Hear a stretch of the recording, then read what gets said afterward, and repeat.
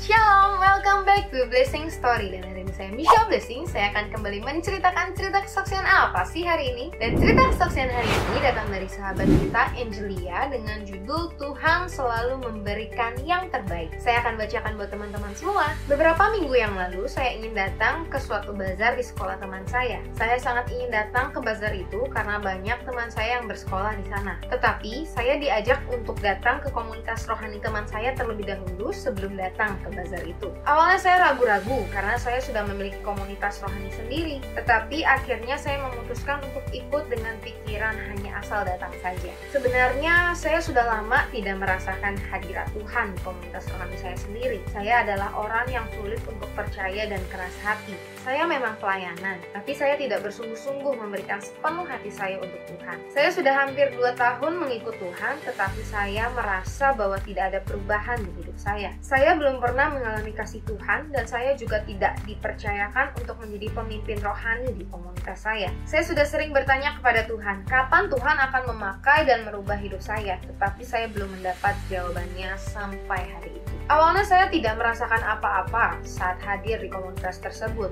Bahkan saya sedikit merasa tidak dianggap. Tapi saat penyembahan, Tuhan menjamah hati saya. Saya menangis sejadi-jadinya karena Tuhan sadarkan saya bahwa selama ini saya tidak melayani Tuhan, tetapi melayani manusia.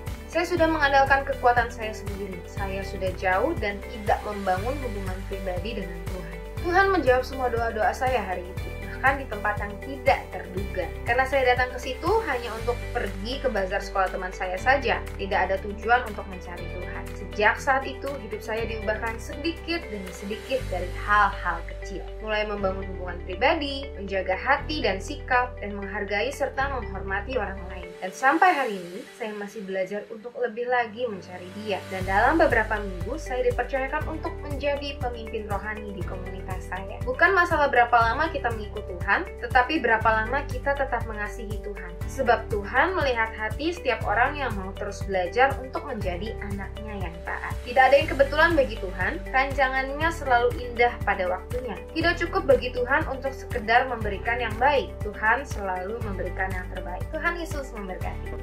Terima kasih kesaksiannya Angelia, dan hari ini kita belajar lagi bahwa Angelia ini sudah aktif pelayanan di gedung gereja sebagai pelayan Tuhan. Tapi ternyata Angelia baru sadar ternyata dia melayani manusia dan bukan Tuhan.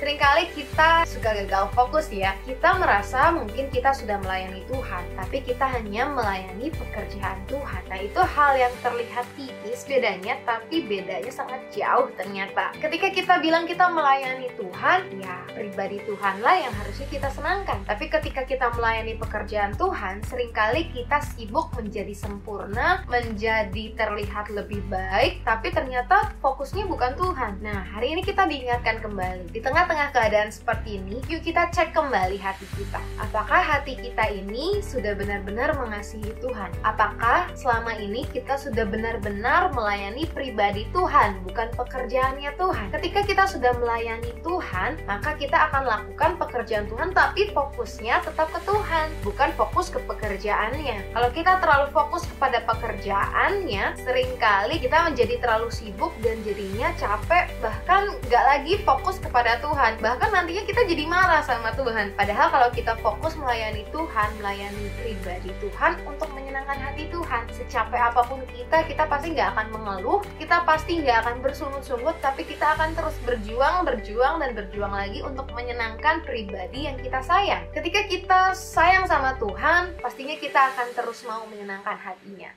So, hari ini kita diingatkan kembali, apakah kita sudah sungguh-sungguh mengasihi Tuhan? Apakah kita sudah sungguh-sungguh mengasihi pribadi Tuhan? Mencari hatinya, mencari tahu apa yang Tuhan rindukan untuk setiap kita? Atau kita malah terlalu sibuk dengan kegiatan demi kegiatan dan lupa sama pribadinya Tuhan? Dan ketika kita terlalu sibuk dengan kegiatan dan kegiatan, bahkan jabatan demi jabatan yang kita kejar, nah ketika kita nggak dikasih apa yang kita fokuskan itu, misalnya pelayanan yang kita kejar, jabatan yang kita kejar, terus kita nggak dapet nih, kita bisa marah loh sama pribadi Tuhan. Jadi hari-hari ini kita belajar lagi untuk terus mengasihi Tuhan lebih dari apapun, lebih dari sekedar jabatan atau pelayanan. Karena pelayanan itu sebenarnya adalah apapun yang kita lakukan, bukti kasih kita kepada Tuhan untuk menyenangkan pribadi Tuhan.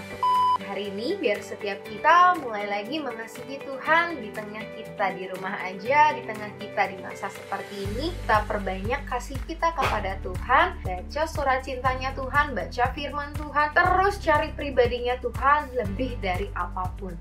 Dan terima kasih kesaksiannya Angelia. Angelia diingatkan ketika dia mau pergi ke suatu bazar dan akhirnya dia mengalami kasih Tuhan. Nah, waktunya Tuhan bukan waktunya kita. Mungkin rasanya kebetulan, tapi ternyata itu sudah Tuhan rancangkan buat kita. Nah, mungkin hari ini pas kamu dengar Blessing Story, teman-teman dengar Blessing Story hari ini, itu jadi momen teman-teman diingatkan kembali untuk terus fokus dan mencintai Tuhan lebih dari apapun. Dan teman-teman yang merasa diberkati dengan cerita kesaksian hari ini, teman-teman bisa like, comment, share, dan subscribe ya YouTube channel ini. Dan juga buat teman-teman yang punya cerita kesaksian, yuk kirimkan cerita kesaksianmu ke DM Instagram @sahabatblessing atau email yang ada di bawah ini.